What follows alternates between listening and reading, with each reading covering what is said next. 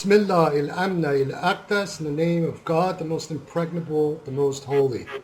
I'm here with Stephen Beyer. We're going to have a little chat podcast today, and we'll see where the flow of the conversation takes us. How you doing there, Stephen? I'm doing good.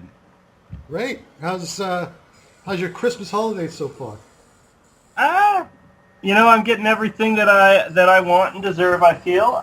It's been a good day, and my father is healing from his surgery, so thanks for everybody who's been doing their prayers. Good, very good to hear. Great news. So, like I said, we're going to have a general conversation. We seem to be interested in very similar subject areas and topics, so we wanted to talk about maybe a little bit about the Babi and Islamic esotericism, paganism, what it is, what it isn't, and how this relates to the greater picture of things, how this relates to the situation of actually how Baha'is, for example, relate to esotericism in general, which even though they're scholarly cadre in the universities or do academic studies of this material, especially as far as the Islamic and the Babi side is concerned.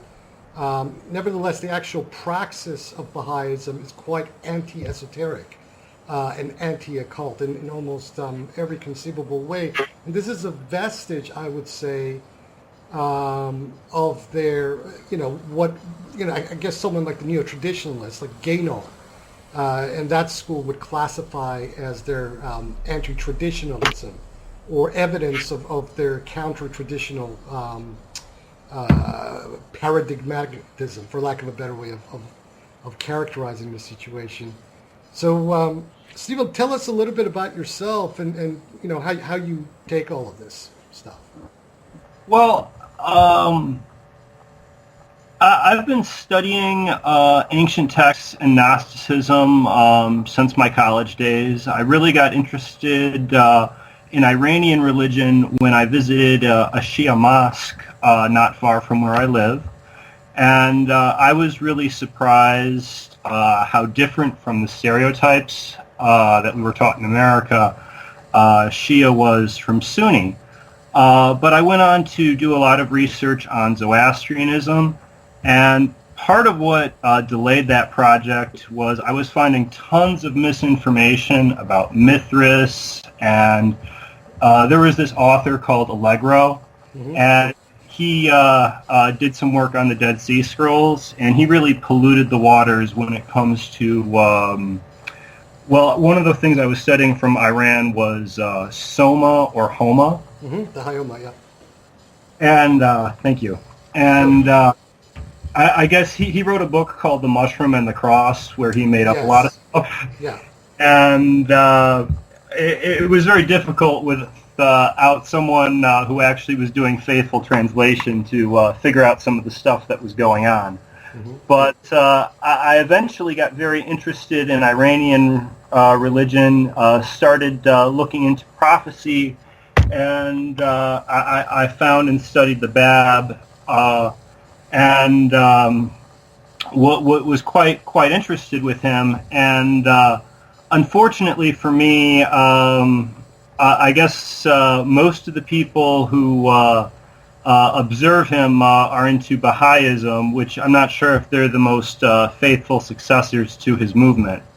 It seems that they edit out a lot of the stuff that's more interesting, and so I'm a Freemason. I joined the lodge a few years ago, and I'm part of the education committee here in Illinois. And is this Scottish Rite Freemasonry, or is this British Rite? What Rite are you? I'm currently I'm currently in York Rite in Illinois, but I'm not a member of the Scottish Rite as of yet. I see. I understand. Well, I mean, you put your finger on the nerve of quite an important issue. In fact, Dennis McEwen, in one of the articles he published, which is now part of this compilation of his stuff, that E.J. Brill republished in 2008 entitled The Messiah of Shiraz. The article is called 19th Century Babi Talismans.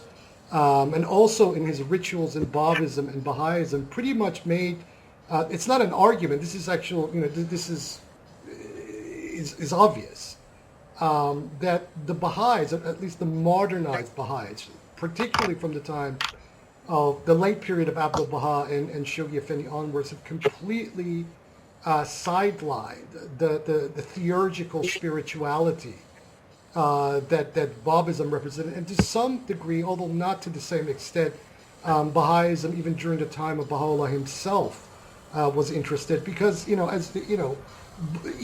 though Baha'u'llah began the whole sanitization process of Babism, there was still, there was some of this esoteric and occult element still within his corpus. You have some of his tablets, for example, that McEwen reproduced in one of the appendices of his Rituals in Babism and Baha'ism, where you still see some interest in the original graphic form of the greatest name, the numerology, or the Jaf Abjad, the lettrism, as it were, and that stuff. It's not to the same extent as the Bab, obviously, I think some memory in ringstone, and that sort of from the Platonic cosmology of multiple worlds is reflected in that. Mm-hmm. Though the basic meaning, I believe, of the ringstone symbol is just to attempt to equate Baha'u'llah with the primal point. Yeah. But it also supposedly connecting worlds of revelation. Mm-hmm. And but it doesn't work. That ringstone symbol, I mean, as you're probably aware, I have completely immersed myself in especially the manuscript tradition of a culture within the Islamic world. I mean, over the last 20 years, I have stopped counting, but I am pretty much convinced that my digital manuscript library of occult texts is nearing somewhere on the level of over 30,000 individual texts of just of occult texts, Arabic Islamic occult texts. And the bad news for the Baha'is is that the sigil of the ringstone symbol, rather than being the greatest name, is or even anything akin to it, is actually quite akin to some of the sigils invoking jinn, and not very nice ones too. I mean, you find this particularly in the third book of the Shams al-Ma'arif al-Kubra of Al-Buni. There are a couple of these sigils, although Buni wasn't so much interested in invoking jinn. He was more interested in the properties of the names and the planetary correspondences between the names of God, etc. But he does occasionally venture into jinnology, and this ringstone symbol, whether in Al-Buni or some of the other manuscripts by other authors, bears an uncanny resemblance to jinn invocation sigils. I pointed this out a few times here and there to people. I find it quite ironic that the Baha'i greatest name symbol, which is actually a written calligraphic form of the Ya Baha'u'llah, actually when read in English spells evil. I always got a kick out of that. Go ahead. It does sort of look a little bit animate when one sees that. Yeah. The universe, and the spirit has a sense of humor. It really does. And for, we know that in this world, evil attempts to masquerade itself as the good. This is the story of humanity, basically. From the day that humanity archetypally walked out of the Garden of Eden, it's been the same story. Nevertheless, that was one really comical attempt at almost a cosmic level flop by Meshki Ghalam and Abdul Baha to formulate this greatest name symbol of the Baha'i faith. One, which the ringstone symbol appears like a sigil for invoking a jinn, and the other one can be read as the word evil in English. Well, there is a tradition of what the greatest name is supposed to look like, that's not it at all. No, that's not it at all. The greatest name, at least in the form that it has been transmitted in Islamic culture, originates with the famous transmission by Ali alayhi salam, the first Imam, in the famous poem. Or people can check this out online. I won't read the poem right now, go take too much of our time. But the symbol, the graphic, or the calligram, as I call it, the calligram of the greatest name, has a very rich history, and obviously it was transmitted through the channels of the Shiite Imams, and the first particularly. And over time, this graphic symbol accumulated quite a extensive commentary tradition within this occult literature, and also within the theurgic literature and theosophical literature. You see a extremely interesting commentary on it on the successor of Sheikh Ahmad al-Ahsai, Sayyid Kazim al-Rashdi. He has a commentary on it that's amazing. Al-Buni obviously commented, sporadically throughout the Shams al-Ma'arif, and other authors have commented on it. It exercised some interest in the Western academic literature. Wallace Budge was one of the first Europeans to introduce this symbol to European audience, except he got the sequence of some of the symbols wrong in some of his publications. Then it was Father Anawati who did at least one article on this symbol. But then in the 30s, this German scholar, Hans Winkler, who actually, it was his dissertation he wrote right here in Berlin itself, did an extensive chapter discussing this symbol. Unfortunately, I think some of his conclusions and the genealogy of the symbol that he traces are kind of, in my opinion, are not. He doesn't take it deep enough into the Shiite territory where it originates. Go ahead. Now, by tradition, would it be correct to call it also like a seal of Solomon? Because it is called that. It is actually it within.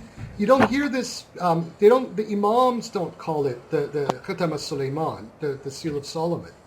But within the occult manuscript tradition, especially from around the 10th, 11th century Common Era forwards, it is actually called that, the Khatam al-Sulayman. And there is a version of this that then appears within the Kabbalistic literature of the Mu'arrab Jews, the Jews that are living in the Islamic world. And currently there's actually quite a lot of scholars that are looking into this kind of a cross-fertilization of the symbol. It appears to have originated within the Islamic world, and as I believe to have originated with the first Imam. But it was taken by esoteric and mystically minded Jews in the Muslim world, and then incorporated as the seven seals within Kabbalah as well. Lloyd Graham actually maps some of this out in those 2 articles, or 4 articles that he wrote about the symbol. Yeah. Go ahead. Yeah, I believe I've read those articles, Yeah. Which led me to that question. Yeah. See, the thing with the symbol is,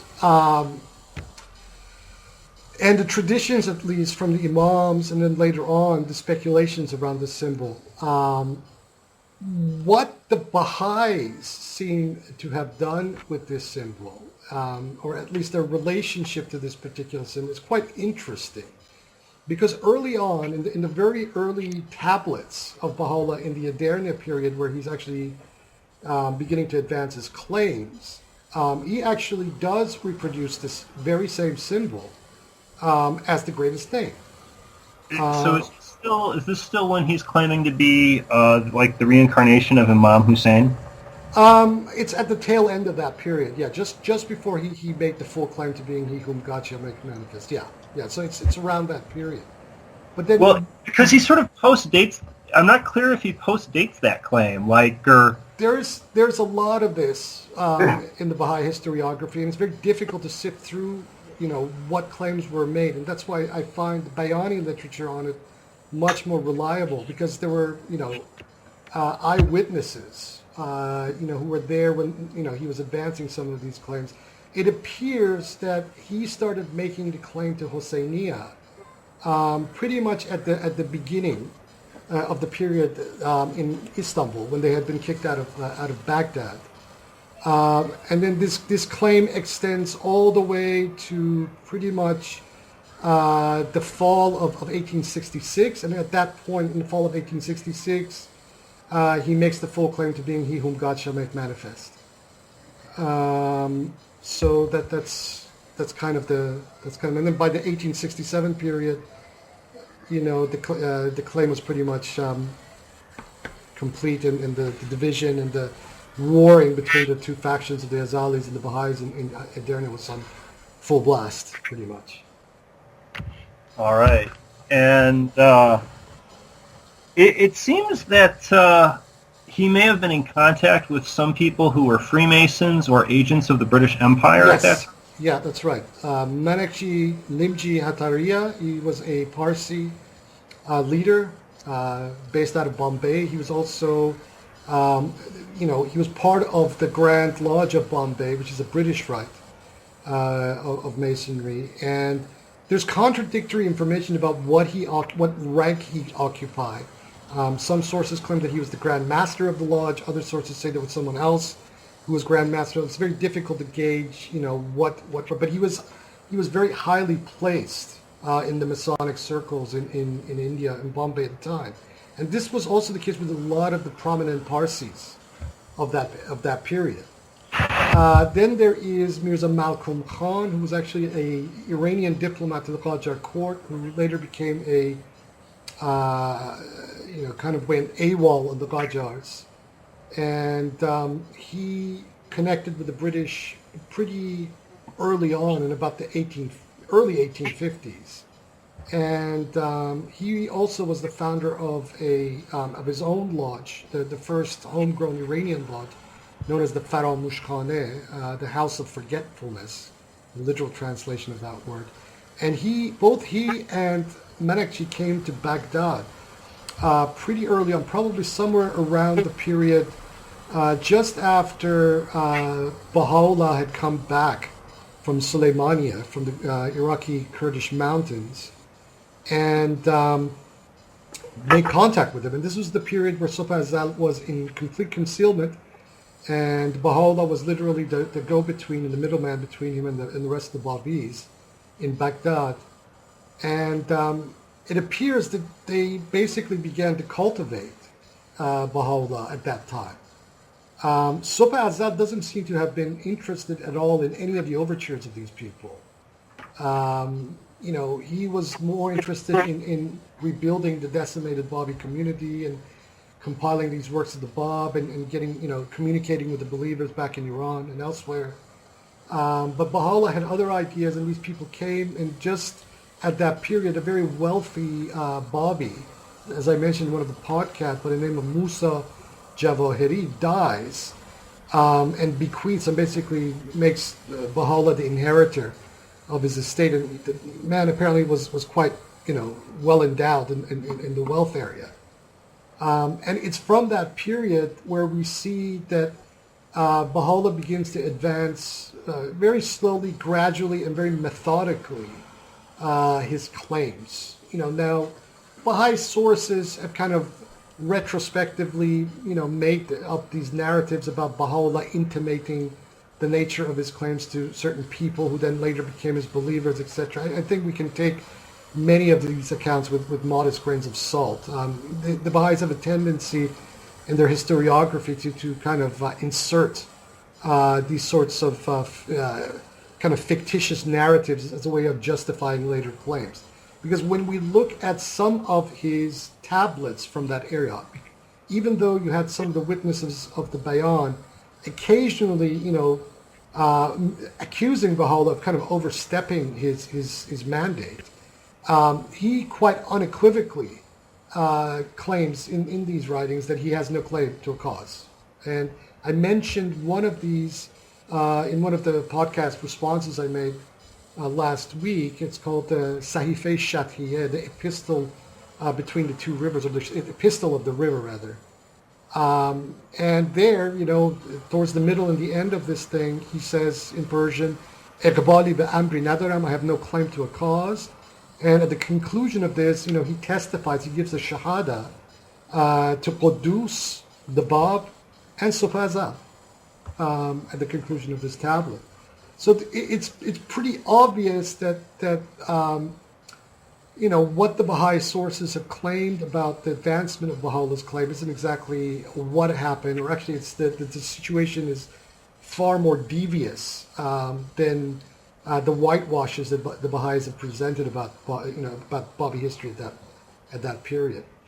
Now, would it be correct to say that with his contact with the British, he saw a chance to present himself sort of as a government in exile and wanted to sort of... Something like that, I think so. Yeah, maybe not a government in exile because he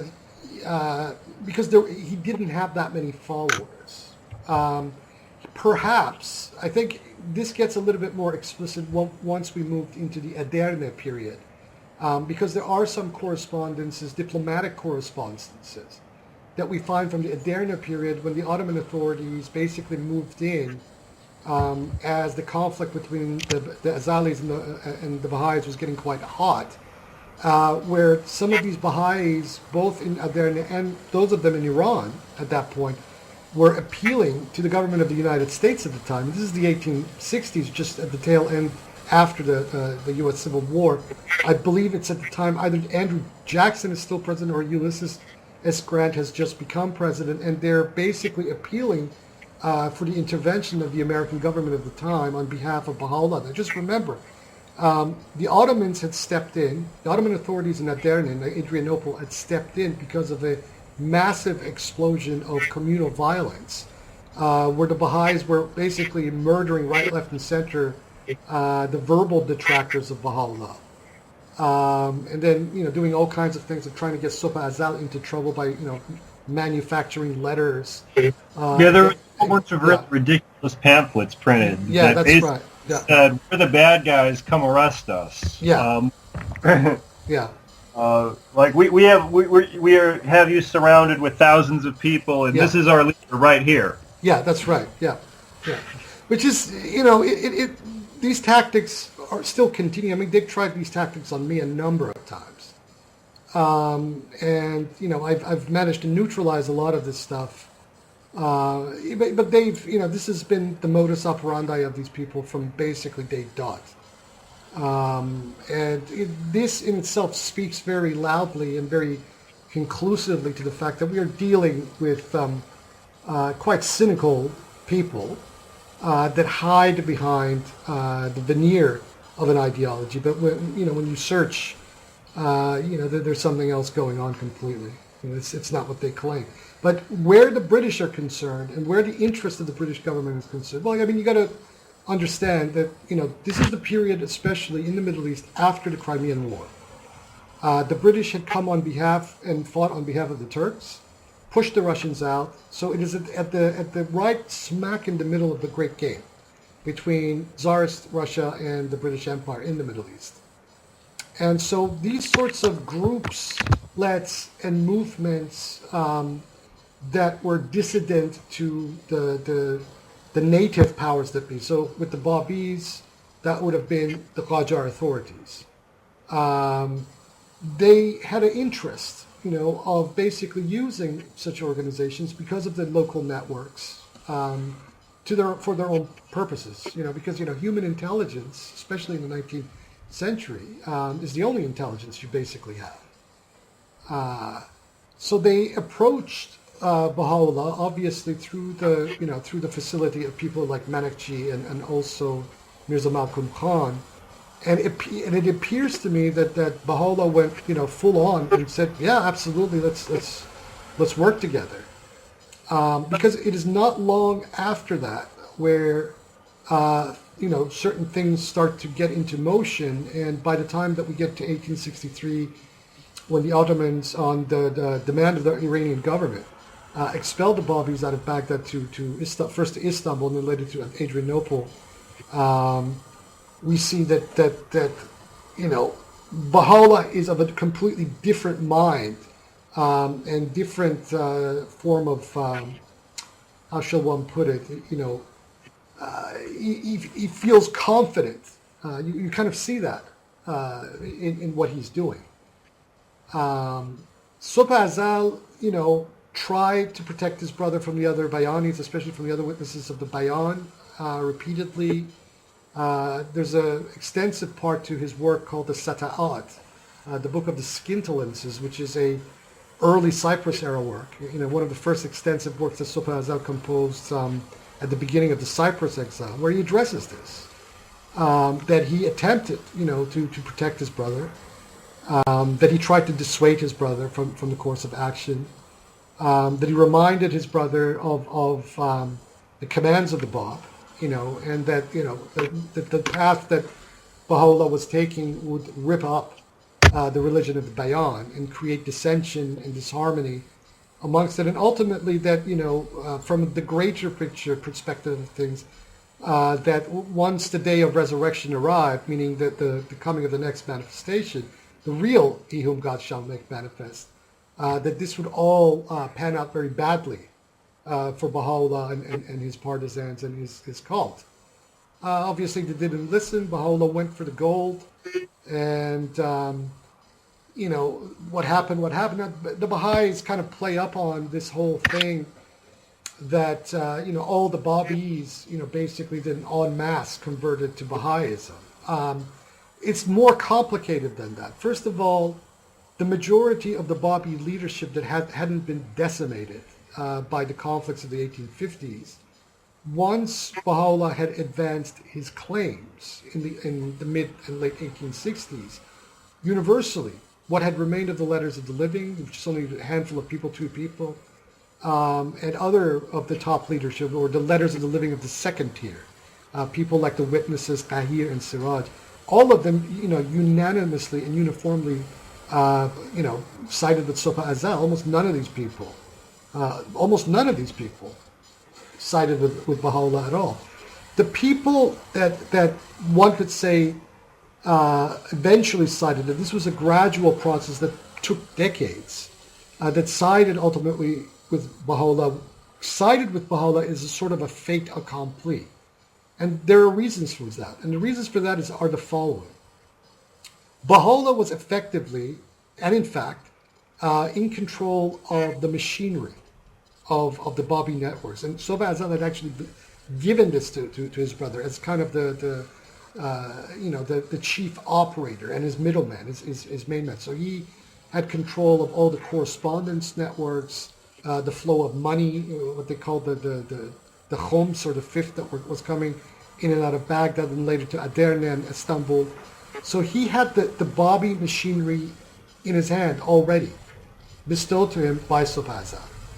So once he made that claim, it was only a matter of time that when the Baha'is then began their own propaganda of some of these Babis that are left over around, that they would bring these people into their own fold eventually, which they by and large, one can say, succeeded with a sizable number of people to do.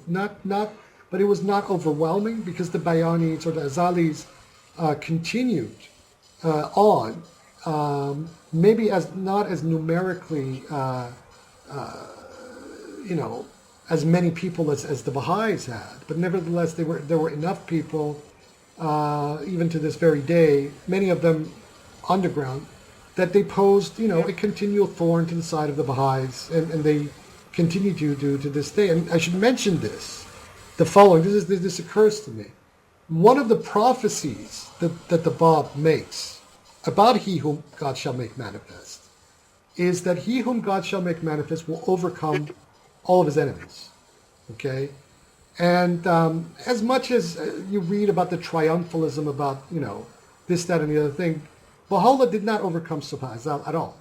He maybe created a serious long-term problem for Sopa Azal and the Babi and the Bayanis, but he didn't completely conquer Sopa Azal. He didn't conquer completely the religion of the Bayan. So Sopa Azal steadfastly refused, to the very bitter end, to recognize his brother's claims, even at the, when they were threatening to kill him several times in Aderna, these Baha'i partisans, such as Muhammad Ali Salmani, the barber of Baha'u'llah.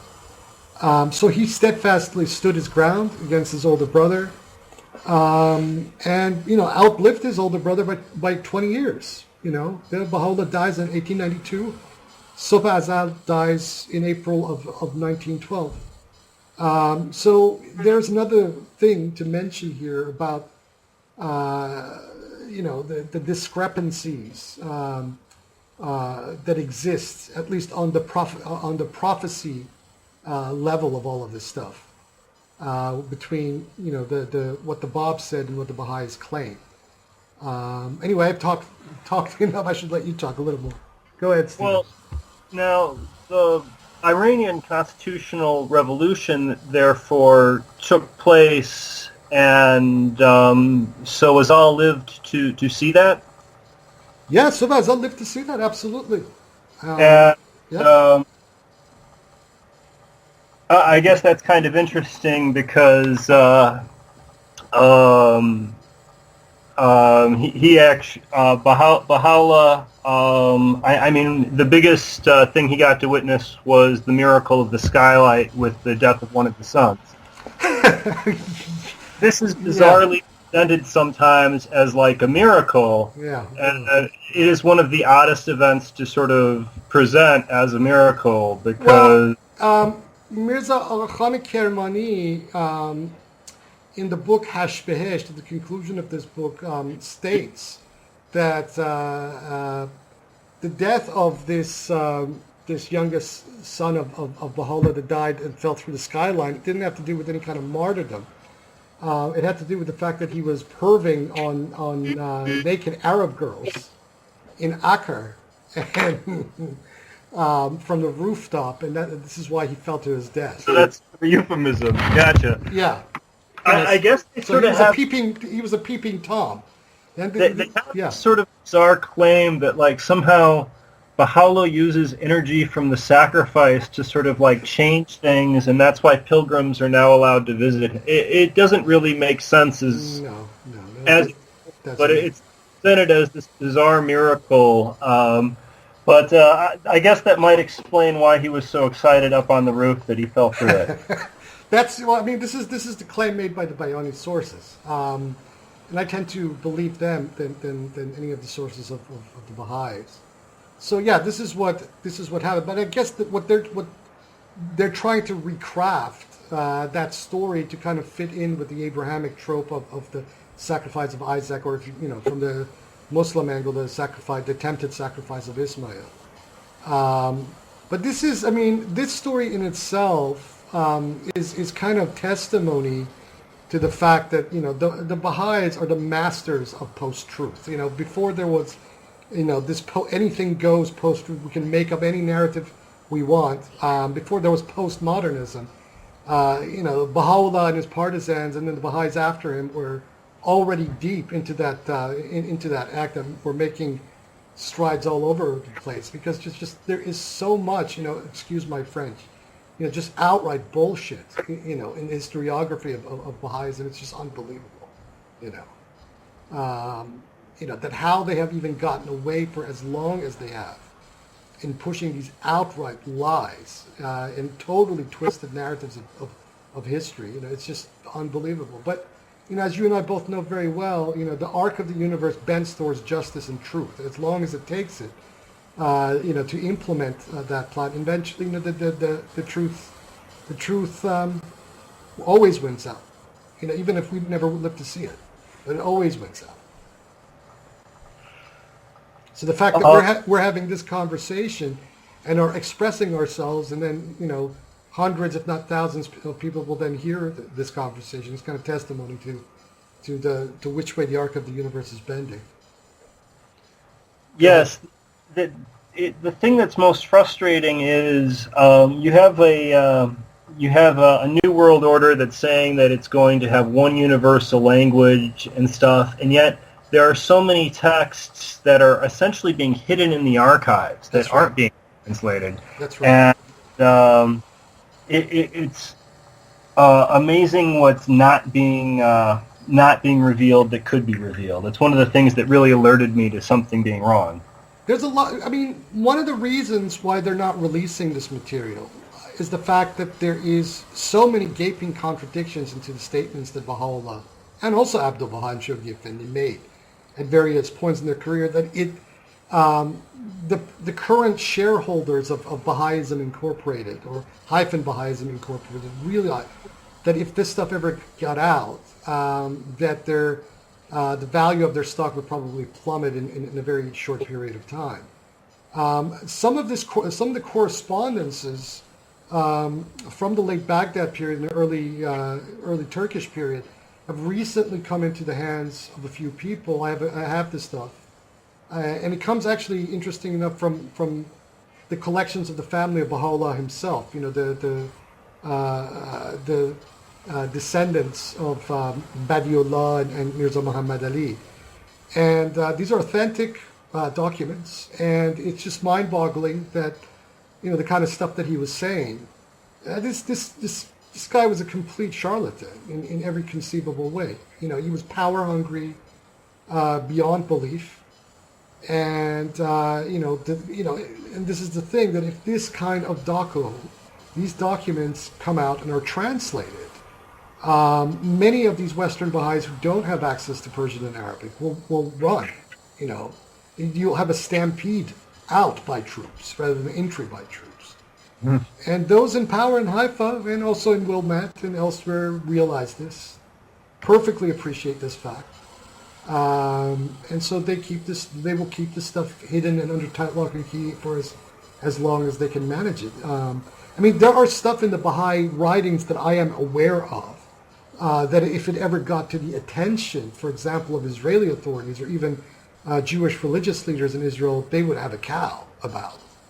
That there's blatantly anti-Semitic statements by Baha'u'llah and Abdul Baha. But they pepper over this stuff, they keep this stuff hidden, and they play on the platitudes of we're here batting for the Jewish state and the Israelis and the Zionists, which they are, but for completely opportunistic and self-serving reasons, as we now both know. Yeah, go ahead. Well, eventually, Abdul Baha and also Baha'u'llah very much become pro-West and are mostly seeking Western converts and have very little interest in what's... It seems like they lose interest in the Persian community and are more interested in Western money. Yeah, and this begins during the period of Abdul Baha. I mean, in a very concerted way. You can make the argument that the communications that Baha'u'llah was having, for example, with Nathan Rothschild, in the just a year before his death, kind of initiated that whole trajectory. But once we come into the period of Abdul Baha himself, this is the entire focus.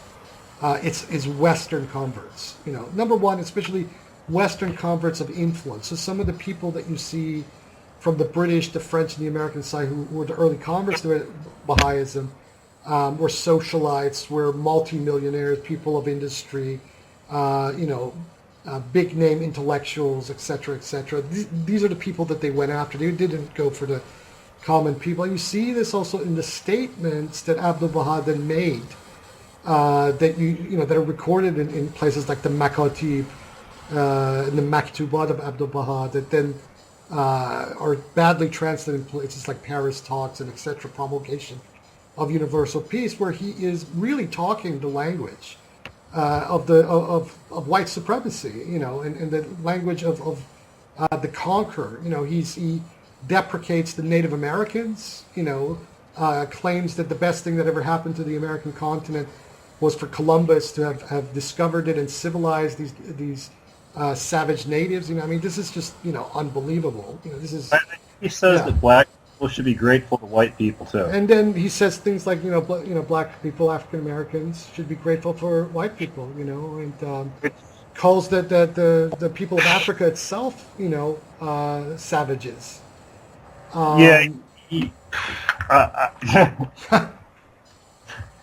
So much for an exemplar of the cause of God. I don't know what to say there. Yeah, I mean, it's as if you would have these statements, for example, by astaghfirullah by one of the imams, peace be upon them, or even the early apostles of Christ, I mean, pandering to the rich and powerful. I mean, this stuff was already addressed by Jesus, peace be upon him. Rendered to Caesar what is Caesar, what to God is God. But with the Baha'is, this doesn't seem to be the case at all. They pander, to those who will promote them. And this is when, after the death of Baha'u'llah, when Abdul Baha took over the machinery, I mean, this is exactly what he did. And by the time we get to Shoghi Effendi, I mean, his almost conspicuous and quite unequivocal hatred, almost, for Eastern cultures and the Iranians is in complete display. He had total contempt for the Iranian Baha'i community. You read these in his letters to the Iranian Baha'i community. And also in the manner, how trigger happy he was in expelling, either members of his own family, declaring these people to be covenant breakers, or also, some of these people who broke with him or disagreed with him. All of them Persians, Ahmad Sohrab, Ayati, Abdul Ayati al-Vareh, Fayzullah Sopi, and on it goes. These were all Iranians. Whereas with some of the Western, and especially white Anglo-American converts, even when they would get into, a point of disagreement or conflict with Shoghi Effendi, he was a little bit more guarded and wasn't so trigger happy with them as he was with the Persians and the Arabs, etc. Yeah, go ahead. Yeah, he was very willing to excommunicate his own relatives, as Abdul Baha was before him, of course. Yes, that's right. Yeah, he actually excommunicated his own parents. And you couldn't get your head around that one. One of the things that was very strange is I remember being shown this video of Abdul Baha visiting America, and it really almost seemed like the establishment had this scripted response of acceptance to him. Yeah. Almost like it was, sometimes you see, and so I like to point out Jay-Z and Beyonce's sister having a fight in an elevator before Beyonce's sister's album came out. Yeah. It was one of these obvious examples of people like pretending, but in a professional wrestling style, doing a publicity stunt. Yeah. Kind of the way rappers have feuds when they're really just promoting each other. That's right. And the way Abdul Baha was accepted by establishment figures made you wonder who was the money behind this media campaign, because nobody, it was a little bit over the top, the amount of acceptance and the amount of rock star status he had when he came here. Well, I mean, the documentation and the money trail is scanty. However, the inferential evidence is pretty blatant, and it's very obvious who are the people who are promoting it. You had these very wealthy, well-connected British Baha'is, like this Lady Blomberg, who was practically an aristocrat. Her husband was quite well placed in Whitehall and the court of St. James, etc. But more than even that, this is the period when the Zionist movement is really working closely with the British establishment. Just before the beginning of the First World War. And as I mentioned before, both Baha'u'llah and Abdul Baha had established quite a intimate, at least communication relationship with the Rothschild family of Britain. And so it is quite obvious that these people were contributing quite a lot, if not directly from their own purse. At least they were organizing funds from elsewhere to promote this guy in Europe and in the United States. Because also remember, what were the venues predominantly that Abbas Effendi was speaking at? I mean, it was the Theosophical Society. So the Theosophical Society and these Theosophical lodges or churches were the Theosophical Society. had a presence were usually the places or connected to them were Abdul Baha or the Methodists or etc. Well, you know my views about Blavatsky and Theosophy. I mean, the Theosophical Society was basically a front for the British secret services of the 19th century and early 20th century, and there's quite a extensive documentary evidence to that end, that what we were dealing with. I mean, and also, do not forget that Blavatsky and the Theosophists are responsible for incubating Nazism, basically, in the beginning of the 1890s in Central Europe. So it is the British. And when I talk about the Rothschilds, I should also bracket this. I don't believe in Rothschild world conspiracies or any of that stuff. I think this is very unsophisticated talk of ultra right wingers.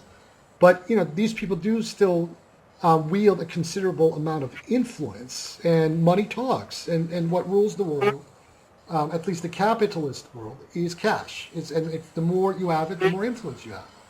And people have interests, and these people at the time had interests, and very well delineated ones, and whatever served those interests they paid for, and they advanced because they got their dividends back, and they did this with Abdul Baha. And it is also at this very same period that we see all these various letters and tablets by Abdul Baha predicting the return of the Jews back to the land of Israel, etc.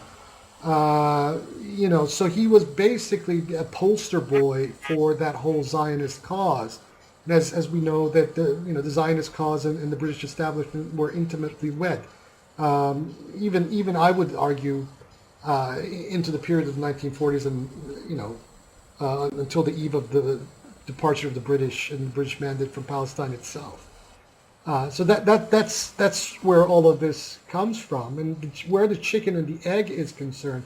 I think what some even Israeli historians are beginning to prove is that the chicken and the egg here is actually the chicken are the Baha'is, and the egg is actually Zionism and the establishment of the State of Israel. Because when these Zionist Jews began to settle in Palestine, the Baha'is were actually the ones who were brokering land acquisitions and property sales for these people.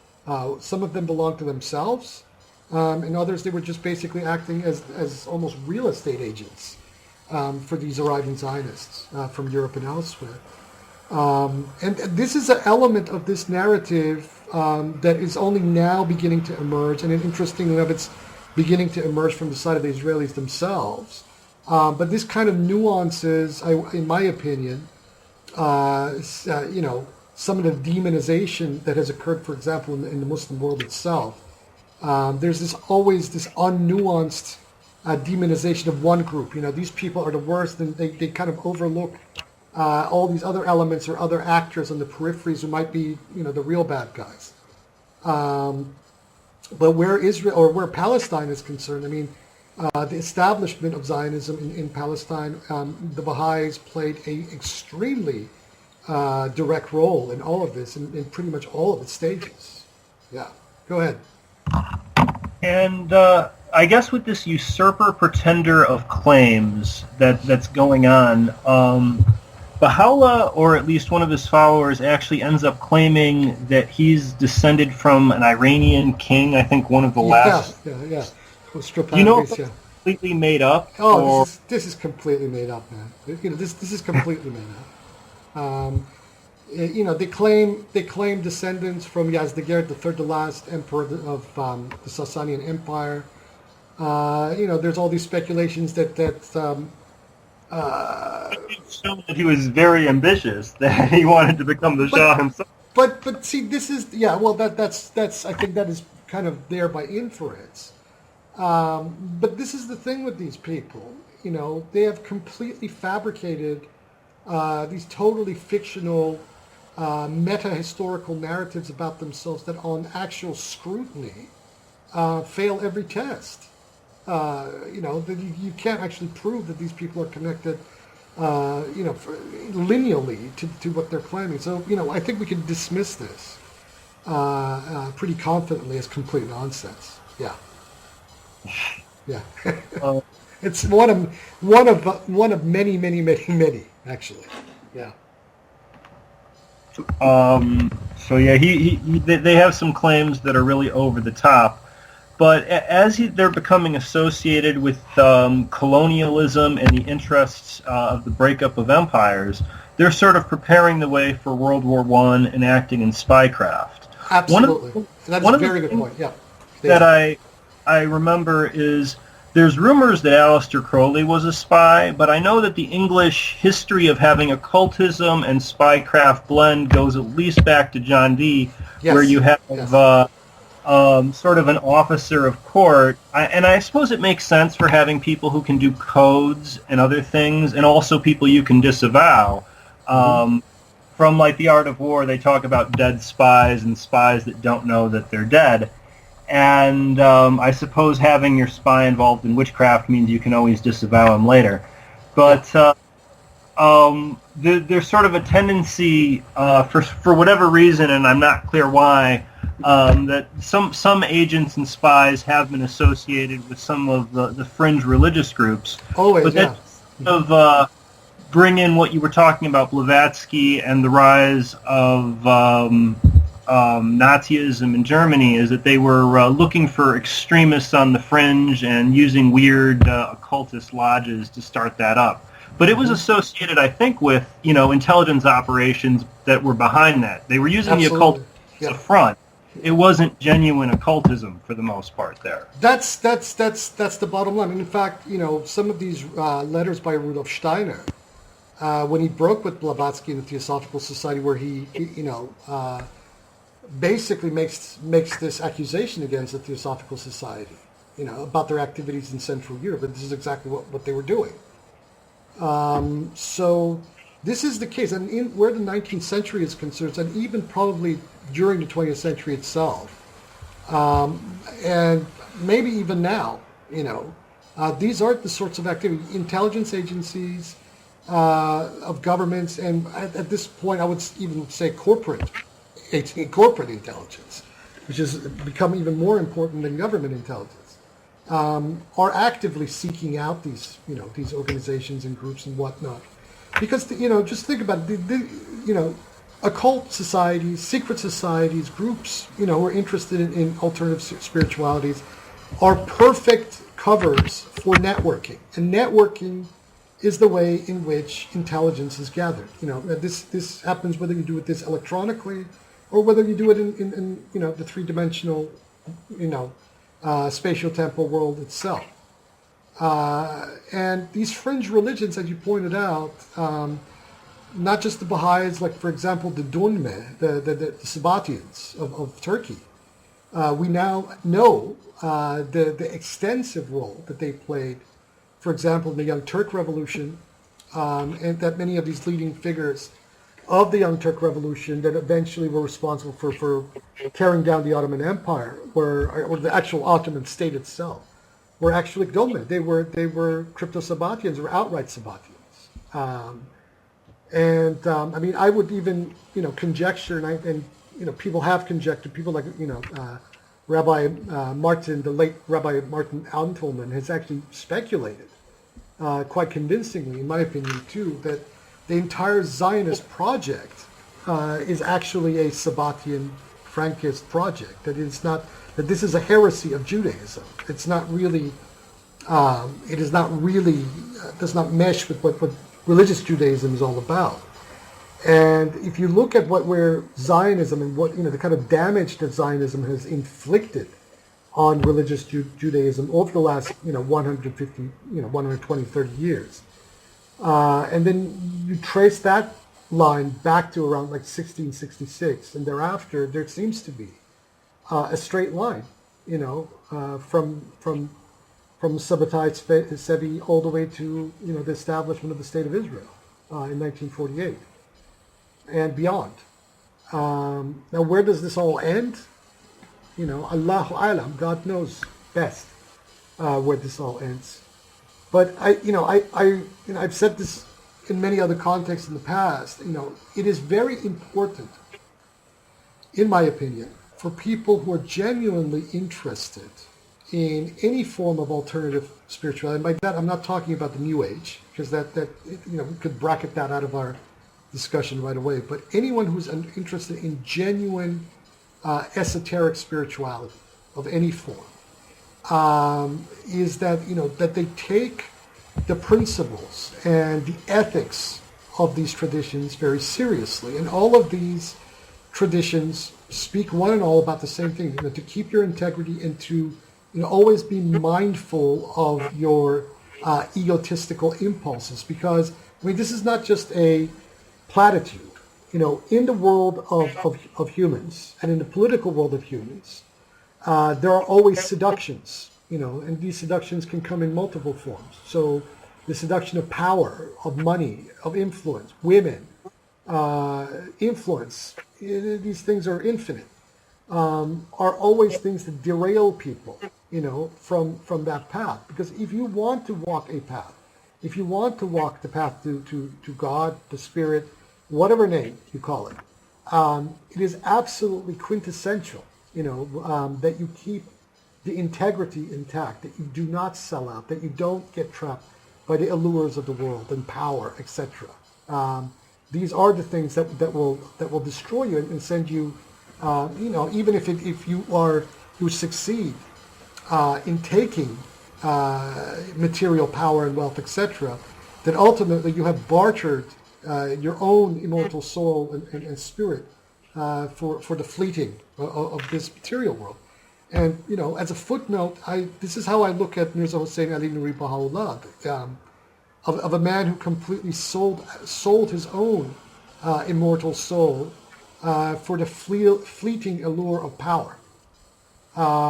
But these things have consequences, and they have a karmic consequence, not just for the person who makes these decisions. They also have consequences for the lives of both the people around them living at the time, and also subsequent generations. My wife made a very interesting observation just recently. She said, you look at these Baha'is, and by and large, their mentality is corrupt. About everything. And the cognitive dissonance is so deep that it's just almost impossible to extract these people out of it. But when you worship a corrupt figure, such as Baha'u'llah, it is only natural that, by the process of worshiping something like that you yourself are corrupted, And, the only, one needs to go back into, texts such as the Bible itself to realize that this is a literal truth. And, it kind of harkens to the story of the children of Israel worshiping the golden calf. And were corrupted thereby, forced, Moses to discard the very first set of commandments that Yahweh gave to him. But this is the story of this is very much the story of the, in my opinion, of the story of the Baha'i faith in totality, that these people are worshiping the golden calf. And by virtue of their worshiping of the golden calf, they themselves are corrupting themselves and their progeny, And it's very unfortunate. One has to have compassion for these people, especially in their post-mortem state. The kind of agonies that they may experience, because of realizing the truth of what of the choices that they have made in life, where they have made a pact and a covenant with what is false, So what is your thought on all of that? Well, I think that there's like a false space where most people are attracted to the world peace message.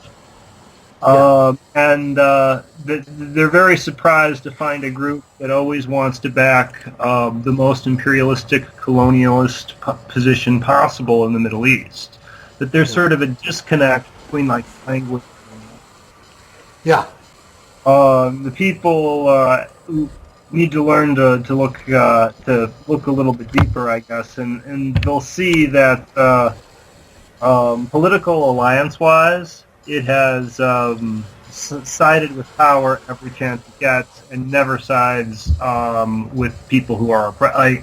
It seemed like the Baha'is had no problem with the refugee crisis of Syria. No, they had no problem. In fact, they completely remained silent on it. And meanwhile, began to beat their chests for the Saudi war on the Yemeni people, which I've been addressing over the last week or so. Which has been the images showing people in Yemen and the conditions there, it's been extremely shocking, and the media is very silent on this. Yeah, well, the American media is silent. I mean, here in Europe, we have a little bit more variety of media coverage, and it's been a little bit better than what you guys have in the United States, for sure. Yeah.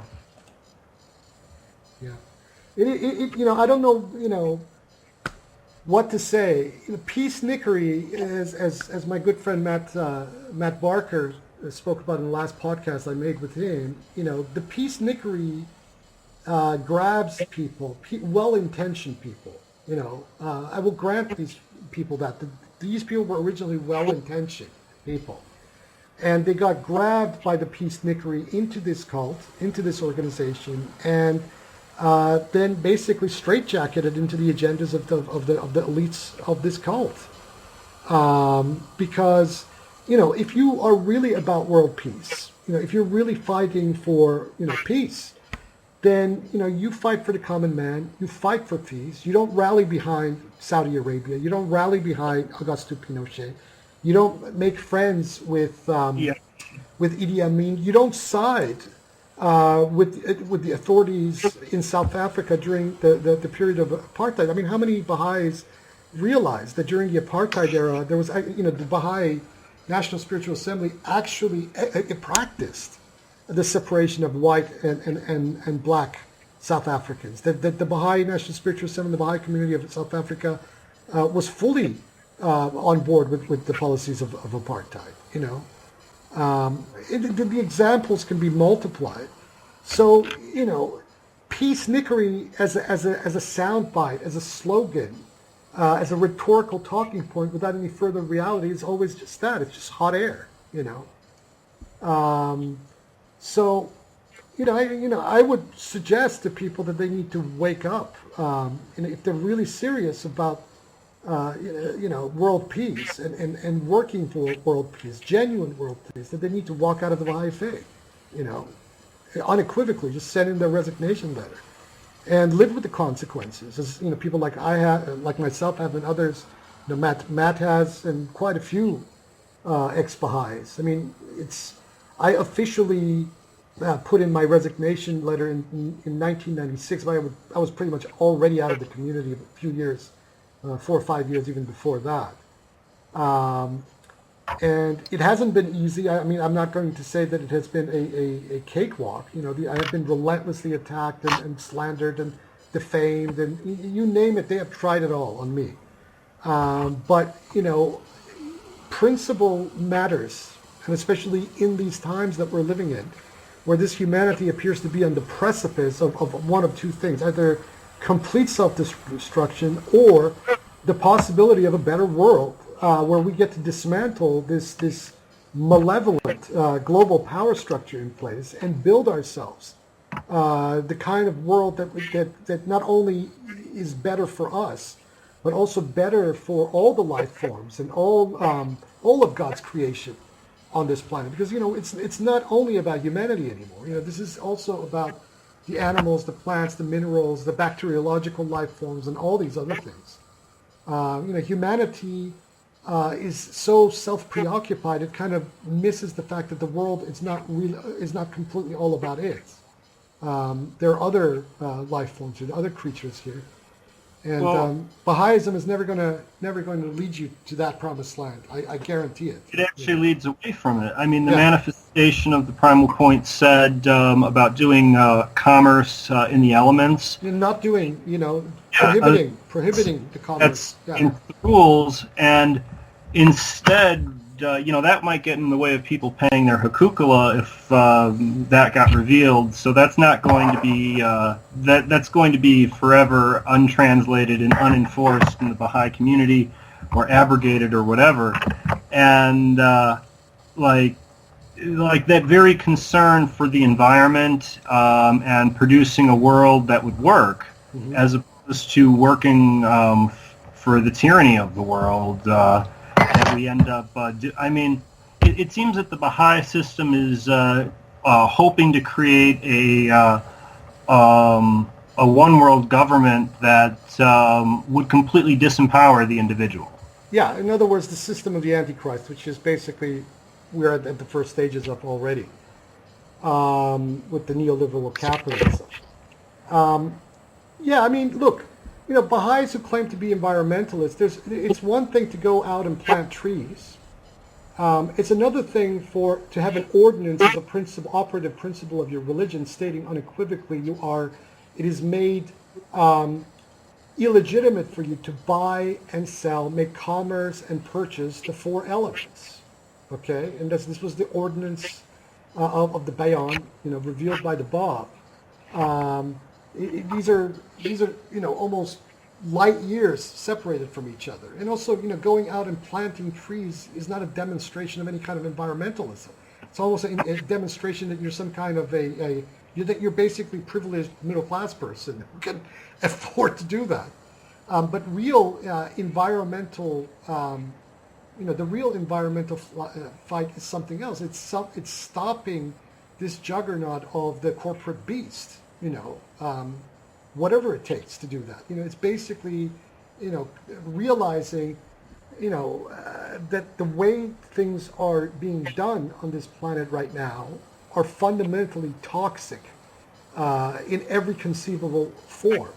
And that this system must be dismantled, that we have to find a way out of this. If we cannot convince the people who are in charge of this planet to change course, then we have to take a course of action that will make them stop. I mean, I can talk like this here, sitting in the middle of Germany. I mean, I know in the United States, if people talk this way, they will get the FBI or authorities knocking on the door the next second. But because at least here in Europe, there still is although whittled down, there still is a tradition of genuine left-wing dissent that exists. And it's really unfortunate to watch that the United States, especially since the end of Occupy Wall Street, which I understand you were involved with. Yes, here in Chicago, though. Yeah, Occupy. Yeah, that all of this is, that America has completely descended into a authoritarian dystopia, of the worst form. It was very disturbing here because the Occupy protests were for Chicago right before the NATO summit, and that's so the same sort of group that we organized ended up building up to that. And what happened essentially is there was a government sting operation that I don't know. It involved government informants bringing glass bottles, but what you're talking about with the FBI stopping dissent, they did it in an extremely corrupt manner where volunteers from a first aid tent ended up being the informants, and the informants ended up creating the crime and then sort of blaming people who were next to it. Originally it was called the NATO 5 and then the NATO 3, and it's one of the most ridiculous terrorism prosecutions ever.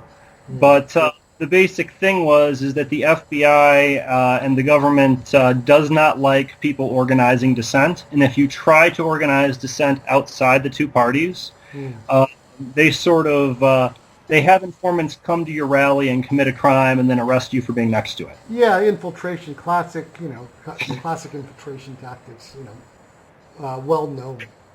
Anyway, we've covered quite a bit of ground there, Stephen. We've gone a little bit over an hour. Okay. Let's wrap this up, but I'll let you have the final gleam of insight here. Go for it. Well, I'm very grateful for this time to learn more. One of the things that I hope this is of use for people studying and looking for the truth about history, a lot of which is not going to be told to you by the establishment and the people who are making money off the lie. Right on. And on that note, we bid everybody farewell until next time. God be with all of you. God bless.